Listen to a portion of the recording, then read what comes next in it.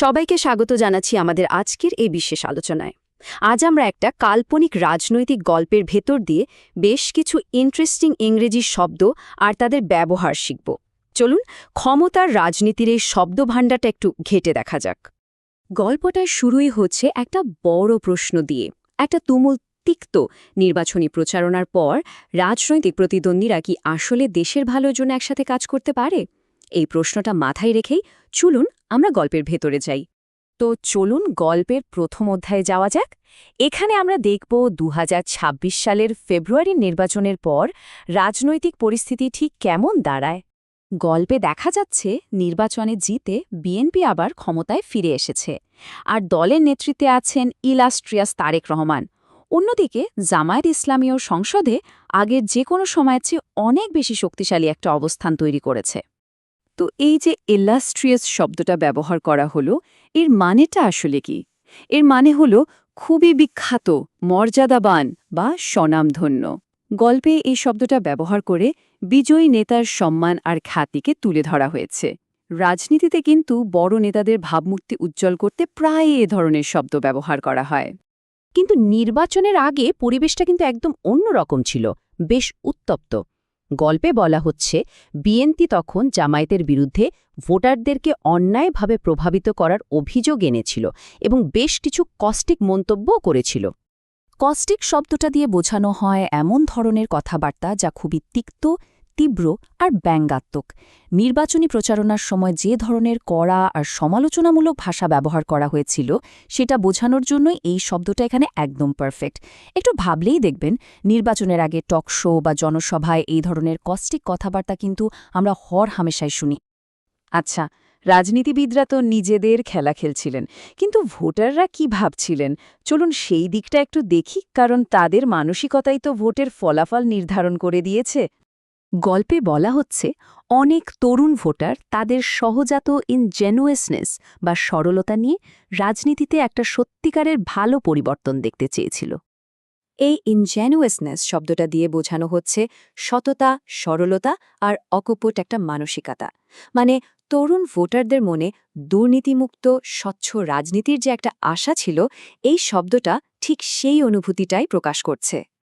তবে ভোটারদের মনে কিছু দুশ্চিন্তাও ছিল, যেমন বিএনপির কিছু স্থানীয় নেতার রেকলেস বা বেপরোয়া কাজকর্ম তাদের ভাবাচ্ছিল। আবার জামায়াতের সৎ লোকের শাসন স্লোগানটা নিয়েও তারা বেশ ওয়েরি বা সতর্ক ছিল। তবে সবচেয়ে বড় ব্যাপার হলো ভোটাররা এবার পেরোখিয়াল বা সংকীর্ণ চিন্তাভাবনার ঊর্ধ্বে উঠে দেশের সার্বিক উন্নয়নের কথা ভেবেছে। রেকলেস মানে তো আমরা জানি বেপরোয়া, মানে কোনো কাজের পরিণতির কথা বিলকুল না ভেবেই কিছু করে ফেলা। কিছু নেতার এই ধরনের আচরণই ভোটারদের বেশ ভাবিয়ে তুলেছিল। আর ওয়ারিড শব্দটার মানে হলো সতর্ক থাকা, মানে কোনো কিছুর পেছনের আসল উদ্দেশ্য বা সম্ভাব্য বিপদ নিয়ে সাবধান থাকা। ভোটাররা যে রাজনৈতিক স্লোগান শুনেই গলে যায়নি, বরং এর পেছনের বাস্তবতা নিয়ে সন্দেহান ছিল, এই শব্দটা ঠিক সেটাই বোঝাচ্ছে। আর সবশেষে পারোকিয়াল, এর মানে হল সংকীর্ণ মানসিকতা বা সীমিত দৃষ্টিভঙ্গি। এই গল্পটা আসলে এটাই বলছে যে ভোটাররা এবার তাদের নিজেদের এলাকা বা ব্যক্তিগত স্বার্থের ছোট গণ্ডি পেরিয়ে দেশের বড় স্বার্থের কথা ভাবতে শুরু করেছিল, যা খুবই গুরুত্বপূর্ণ একটা পরিবর্তন। আর ঠিক এখানেই গল্পটা একটা নাটকীয় মোড় নেয়। নির্বাচনের ফলাফল ঘোষণার পর কট্টর প্রতিদ্বন্দ্বী দুই দলের সম্পর্কে একটা অবিশ্বাস্য পরিবর্তন আসে। যা কেউ ভাবেনি, ঠিক তাই হল। জামায়াত নেতা কোনো ধরনের সাবটারফিউজ বা ছলচাতুরির আশ্রয় না নিয়ে খুব সুন্দরভাবে নিজের পরাজয় মেনে নিলেন এবং বিএনপিকে অভিনন্দন জানালেন।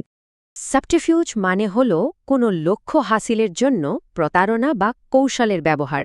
মানে এখানে কোনো কিন্তু ছিল না, কোনো লুকোছাপা ছিল না, একদম সোজাসাপটা পরাজয় শিকার, যা রাজনীতিতে সচরাচর দেখা যায় না। আর এই সততার জবাবে বিজয়ী বিএনপিও তাদের আগের করা অবস্থান থেকে সরে এলো। তারা জামায়াতের প্রতিও অনেক বেশি টেন্ডার বা কোমল আর সহযোগিতার মনোভাব দেখাতে শুরু করল। টেন্ডার শব্দটা এখানে একটা সহানুভূতিশীল আর নরম সুর বোঝাচ্ছে। কোথায় সেই নির্বাচনের আগে কস্টিক বা কটু কথা, আর কোথায় এখনকার এই টেন্ডার মনোভাব। পরিবর্তনটা কিন্তু আসমান জামিন ফারাক। এই স্লাইডটা দেখুন, পুরো ব্যাপারটা একবারে পরিষ্কার হয়ে যাবে।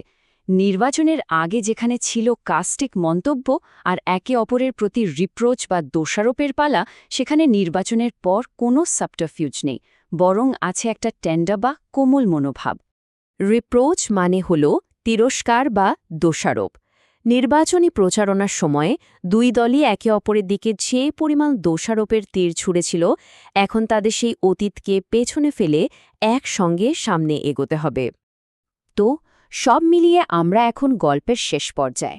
প্রশ্ন হল, এই যে একটা নতুন সহযোগিতার পরিবেশ তৈরি হল, দেশের জন্য এর মানে কি, আর এর ভবিষ্যতই বা কী? গল্পটা এখানে একটা গভীর সংযোগ তৈরি করছে। বলা হচ্ছে সাধারণ মানুষের পারিবারিক জীবনের সুখ শান্তি, অর্থাৎ তাদের কনজুগ্যালিটি, অনেকাংশেই নির্ভর করছে এই নতুন রাজনৈতিক স্থিতিশীলতার ওপর। এখন দেখুন, কনজুগ্যালিটি শব্দটার মানে তো আসলে দাম্পত্য জীবন, কিন্তু এখানে এটা ব্যবহার করা হয়েছে একটা দারুণ রূপক হিসেবে। এটা দিয়ে বোঝানো হচ্ছে দেশের সামগ্রিক শান্তি, সামাজিক সম্প্রীতি। মূল কথাটা হল, রাজনৈতিক স্থিতিশীলতা শুধু দেশের অর্থনীতি বা শাসন ব্যবস্থাকেই ঠিক করে না, এটা সাধারণ মানুষের দৈনন্দিন জীবনেও শান্তি নিয়ে আসে। আর এই গল্পটা শেষ হচ্ছে, কিন্তু আমাদের সবার জন্য একটা বড় প্রশ্ন রেখে যাচ্ছে। দেশের মঙ্গলের জন্য তৈরি হওয়া এই ঐক্য কি আসলেই টিকবে? আর যদি টেকে, কতদিন? এর উত্তর হয়তো সময়ই বলে দেবে।